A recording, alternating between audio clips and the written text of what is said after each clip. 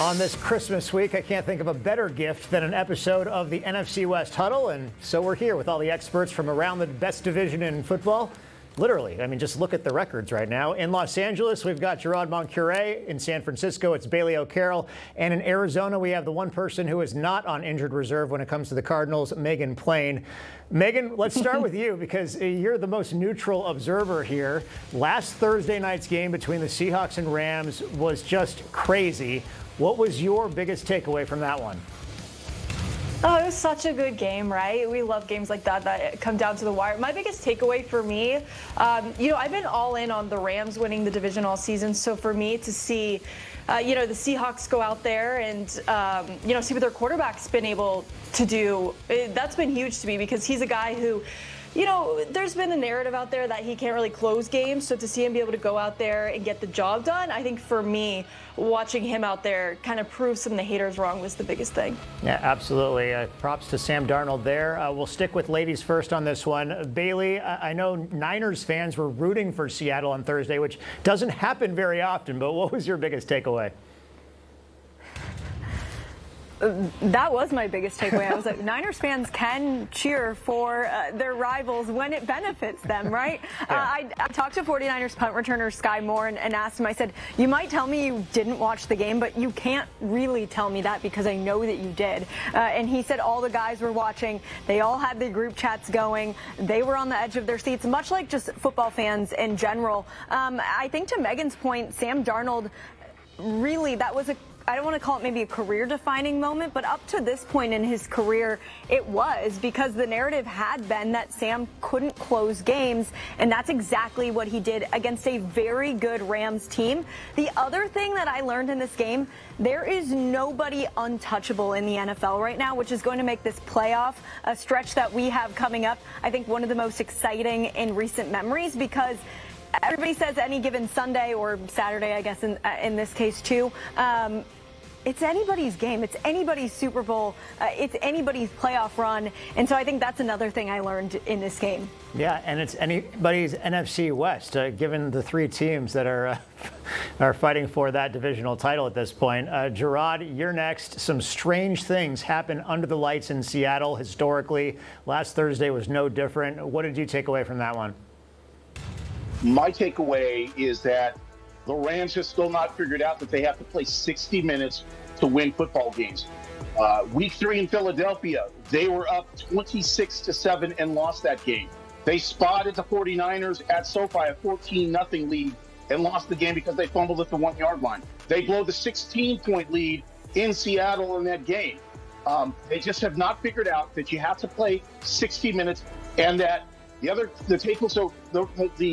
relationship to that is that they are lacking a little bit of a killer instinct, and that is concerning this late in the season. You'd have thought after what happened in Philadelphia in Week 3, they'd have got that squared away, but they did not, and that's glaring right now. And it's going to make their road to Levi's in Super Bowl 60 a lot tougher then, probably. Yeah, it certainly would. As for me, I have a lot of takeaways. I'm going to stick with Bailey and Megan on this one. I really think Sam Darnold deserves top billing simply because of his ability to lead the game-winning touchdown drive in overtime and convert that two-point conversion. You are talking about a guy who had 2 critical interceptions in the second half. I had written him off at that point. Most Seahawks fans, I believe, in the stands had as well when they were down by 16 points. That second interception should have sealed the game for the Rams. And then we're talking about the Rams being Darnold's kryptonite as well, since they beat him twice when he was a member of the Vikings last year, including in the playoffs. And then they would have swept him this season in 2 games as well. Instead, Darnold has a short memory on Thursday, takes advantage of his defense forcing a couple of 3-and-outs. A huge shout-out to the Seahawks defense there. And then Darnold looks like a guy who could lead a team to a championship. One of our Seahawks guys up here, Brian Nemhauser, known as Hawk Blogger, he pointed out that Darnold has some of the best numbers in the league in the final 5 minutes of the fourth quarter and overtime over the last couple of seasons.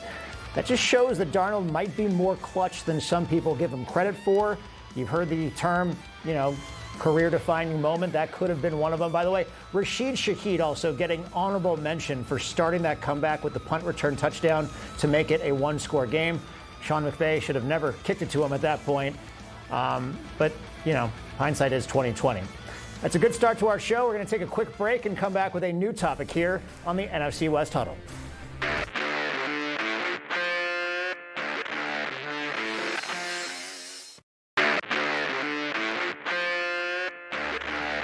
Okay, time for our next topic, one I've asked before, but I'll ask it again.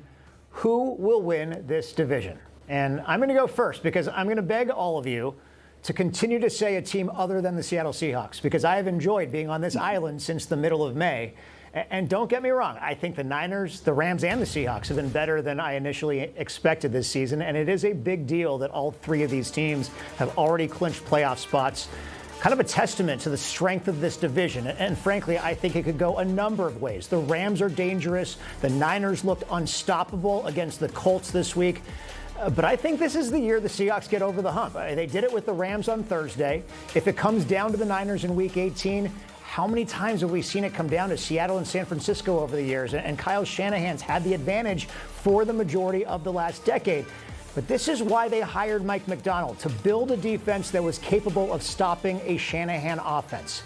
The Seahawks have won 5 straight games. I think they make it 6 this week at Carolina. And I think with all the stakes for the top seed in the NFC, even though it's down in Santa Clara, they come through in Week 18 to finish 14-3 and win this division. Gerard, you're next. You going with the Rams, or are you going to surprise us here? Well, I'm going to say anyone can. And, we're down to 2 games left. So I think I have to look, and in all honesty, you have to say the 49ers are in the driver's seat. If I were the Rams, I'd rather be in the 49ers position than the Rams position right now. The Rams' schedule's better, traveling to Atlanta, Arizona at home. But the 49ers have both of their games at home. I mean, they control their destiny now with Chicago, who can beat the Niners. They can. But with the way the 49ers looked last night, you got to like their chances. And then the game against Seattle at the end is a toss-up. Seattle at Carolina, that's going to be a tough game, but they can win it. Wouldn't surprise me if the Panthers won it. And then, they travel to San Francisco. So anyone can win it, but I have to say right now, I think the 49ers are in the driver's seat. Okay, Bailey, you're up. The Niners technically have a chance to play their next 5 games, including the Super Bowl at home at Levi Stadium. But who is going to win this division and why? I just said that yesterday I should say, I said that the Niners potentially might not play another road game until next season, which is crazy when you think about all the football that they potentially still have left to play. To Gerard's point, yeah, if I'm the San Francisco 49ers right now, which their logo is right behind me, I'm in San Francisco, they're in a great spot. And I think playoff football and who is successful in the playoffs and who wins divisions is who gets hot at the right time. I've been talking about it all season long. These Niners, they have been bitten by the injury bug over and over and over again, but a lot of that happened at the beginning of the season. Right now, they are firing on all cylinders. Brock Purdy looks as good as he has ever looked. He looks worth every single dollar that they paid him in the offseason. Christian McCaffrey is a Hall of Fame running back. Not that I have to say that again, but their defense, that is the weakness. But Robert Saleh has had that young, battered group finding ways to win. And that's what teams who win divisions, that's what they do. So I'm going to say the San Francisco 49ers, they are getting hot at the right time. They have the pieces in place, and they have just the mentality in that locker room is they lose an all-pro linebacker like Fred Warner, they lose a Nick Bosa, but you can't even really tell because that next man up mentality, which we hear over and over and over again in the NFL, they are taking it on like no team I've really seen take on before. So my answer, to make a short answer long, is the San Francisco 49ers. Okay, so we've got 2 people leaning with the 49ers. I'm leaning with the Seahawks. We go to Arizona. Megan Plain, who takes this NFC West and why? For me right now, I'm torn between the 49ers and the Seahawks. I do think, the 49ers have that home game at the end. I think it is going to come down to the final week to kind of see what happens there between those 2 teams. Oh, man, I think I'm going to go with the Seahawks. Let's switch things up a little bit. Let's even this thing out, right? We'll put it at 500. I'm going to go with the Seahawks. The 49ers have had some great momentum late in the season. So have the Seahawks.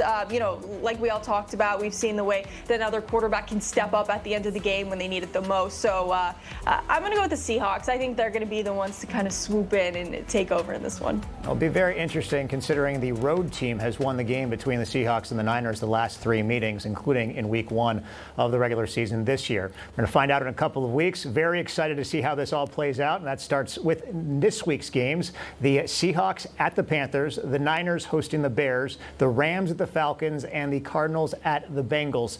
Bailey, let's start with you. Another slugfest for the Niners against Chicago. Give us a preview of that one. Okay, so let me just, quick story time. I took the Niners bye week and I went to Green Bay to go watch the Packers play the Bears at a frigid Lambeau Field. The Bears are legit. And as somebody who grew up a Packers fan, it pains me a little bit to say that, but that's okay. Now the Niners are going to take on a very tough Bears team. I think the Bears, to a certain degree, play to the level of their competition, and I think when you take that into consideration, I think the Niners are in the driver's seat.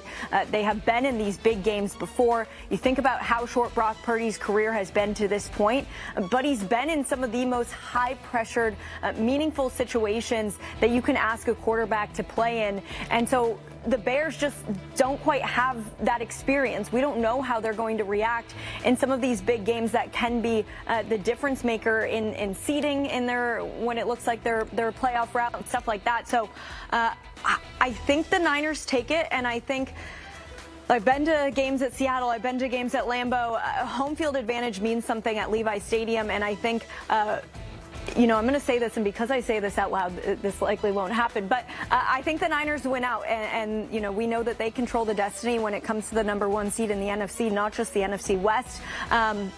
It started with the Colts.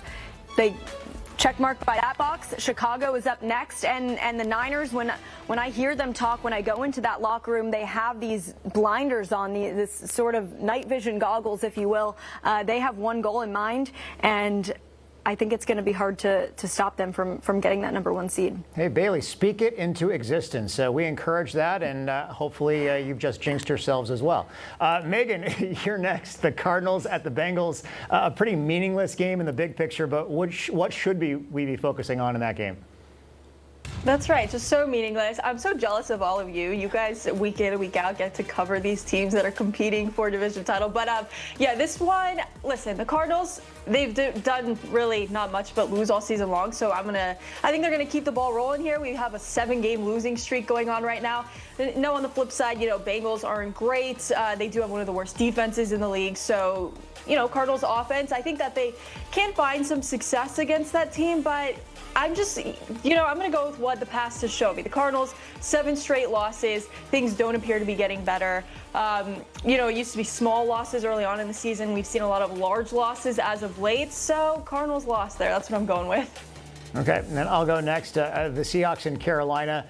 Interestingly enough, some might pin this week on Carolina's motivation because, while they could win the NFC South with a win combined with a Tampa Bay loss to Miami, that's 2 results that need to happen as opposed to next week when they can win the South with another head-to-head win over the Bucs. So I think Carolina might be looking ahead to next week's game because they could lose on Sunday and still play for the divisional title in Week 18. But if I'm the Seahawks, I'm not worried about anything except for this game. Everything now in front of them. They have 3 extra days of rest. They've won 15 of their last 17 games on the road. And that singular focus of Mike Macdonald of stacking wins, I feel like it really resonates with this team because they see that it is working. Carolina's pressure rate, by the way, not very good. So Sam Darnold and their offense should be able to take advantage of that. And I'm not convinced Bryce Young can handle the Seahawks defense. I was really impressed by the Rams offense and Puka Nacua in particular last week. They ripped up the Seahawks secondary better than any other team I've seen this season. But I also don't see the Panthers doing the same thing. I've got the Seahawks winning this one by a touchdown or more. And Gerard, the Rams in Atlanta, they had trouble the last time they traveled east, but any issues with this one, especially on 10 days rest? I think, the Rams come into this game embarrassed by what happened in Seattle. I think embarrassed is the word. So they're going to be stewing for 10 days. The Falcons come in on a 2-game win streak. It is old Rams defensive coordinator Raheem Morris is the head coach, but they're not very good. They're 2-5, I believe, at home. They allow 24 points a game. So I'm expecting the Rams to pretty much go in there and handle business and mop up the turf with the Falcons. I think you're going to catch a motivated, focused team. And I think they know that they have to take their game to another level. If not only they're going to win out, but then they're going to go on the road and win in the playoffs. I think that is the message that Sean McVay is conveying now after what happened in Seattle. We have to step up to another level. I think you'll see that on Sunday. They're 7.5-point favorites. I'd expect them to win by double digits. I got to be honest with you. Yeah, I actually agree with you. I think you're right, and they will have that focus on the road, especially after the loss to Seattle the next 2 weeks to end the regular season and into the playoffs. Okay, we're going to take one last break and come back with another topic here on NFC West Huddle.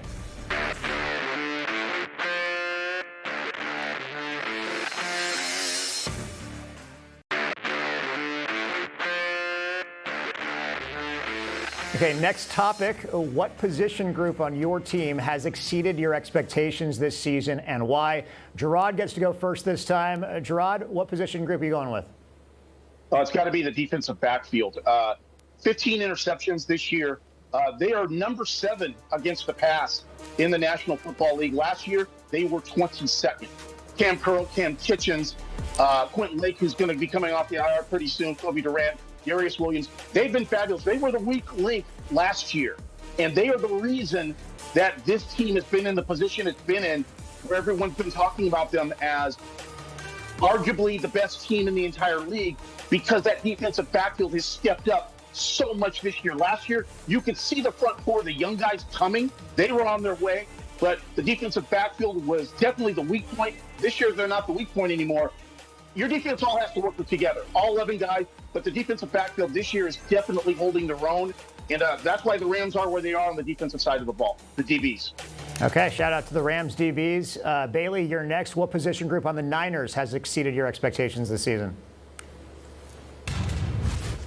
First, I was going to say special teams because they're just the numbers. You can't argue with the numbers, how improved they are on special teams. But when you look at the roster, the names on the roster, I think it's the defense. This defense has really just been obliterated by injuries left and right. It's come down to multiple times where I'm like, there is nobody else left on the depth chart at that position other than the guy that's in there right now, namely the linebacker position. When you lose somebody like an all-pro, like Fred Warner, the quarterback of that defense. So I credit Robert Saleh, the defensive coordinator, who got welcomed back to San Francisco after a brief stint as the Jets head coach last season.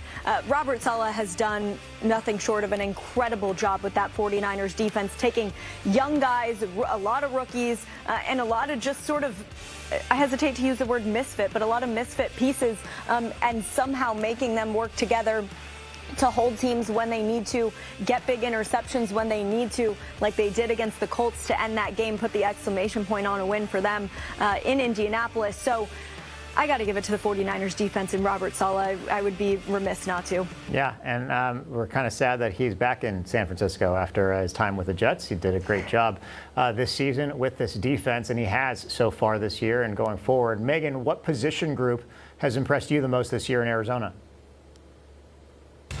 Well, they've all been, they haven't been, much to write home about. But I'll go with the running back simply because, we saw the Cardinals lose, James Conner, next man up after that, right? Bam Knight was someone who, when a bunch of their running backs they relied on went down, started to really show out for the team. Then, of course, he gets injured. And then, of course, this last week, Michael Carter steps up. He had a decent showing. So I'm going to go with the running back group just because you continue to see these guys go down week after week. But every guy that's stepped up has had his moment to shine in what has been a, pretty lackluster season. So I'll go with that group. Okay, and as for the Seahawks, I think the knee-jerk reaction would be the offensive line. Maybe I should say just offensive line because Sam Darnold has only been sacked 22 times in 15 games this season. That's remarkable because we haven't seen numbers like that in forever. Last year, Seattle allowed 54 sacks. So that improvement is ridiculous. Kudos to the offensive line. I'm also going to give it to the receivers and tight ends, though, because the narrative all offseason was that the Seahawks had no targets to throw to, no more DK Metcalf, no more Tyler Lockett. By the way, Steelers, no more DK Metcalf for the rest of the regular season anyway. Jackson Smith and Jigba, supposed to be the top receiver. Well, that's exactly what he's been. I mean, 104 catches sets the single-season franchise record in Seattle. And the other guys have complimented JSN pretty well. A.J. Barner, 47 catches. Who saw that from a fantasy perspective before this season started? Cooper Kupp still has more than 500 yards receiving as well. And Rashid Shaheed has become a welcome addition to that receiving core as well. So a shout out to the receiving core. No one expected you guys to do anything, and you absolutely have. Finally, we've got about 20 seconds, 30 seconds each here, and I'm going to switch it up because Pro Bowl selections came out earlier today. I want you guys to give me the biggest Pro Bowl snubs on your team. If you can come up with the biggest Pro Bowl snubs on your team. Gerard, I know there are a number of Rams worthy of Pro Bowl selections. Who did not get the Pro Bowl selection that deserved it? I think it's got to be Davante Adams. I mean, all the guy is caught touchdown passes from Matthew Stafford. As a member of the Rams, I think it was pretty obvious how much the Rams missed him on Thursday night when they lost that game. To me, we lost Cooper Kupp to you guys, or it was Sean McVay's decision, but Davante Adams has slid in, and the Rams haven't missed a beat. So to me, it's got to be Davante Adams. Okay, and let's go to Bailey next. Bailey, who in San Francisco deserves a Pro Bowl bid that got snubbed? So I was going to say the fullback Kyle Juszczyk because he just does so much away from the ball that impact. I mean, I really think you look at George Kittle's production, you look at Christian McCaffrey's production. So much of that is because of Kyle Juszczyk and Trent Williams, but both of them are in the Pro Bowl. So their kicker Eddie Pinheiro, he has been perfect minus one field goal against the Colts that was a 64-yarder, so it was a big ask for Kyle Shanahan to have Eddie Pinheiro go out and kick that. But I mean, he's been as close to perfect as you can ask a kicker to be. And as we know, as they get later into the season, a lot of pressure gets put on those kickers. You want somebody who you can trust. Niners fans have had kickers who they don't trust in the past, so I'm going to give it to Pinheiro. And Megan, we got 10 seconds. Who you got?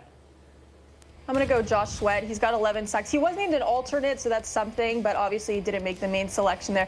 His 11 sacks has him like 9th best in the league right now. So I think it was a snub on Josh Sweat's part. Okay, and I'm going Jason Myers, Byron Murphy, and Ernest Jones IV. That's going to do it for us on this week's Huddle.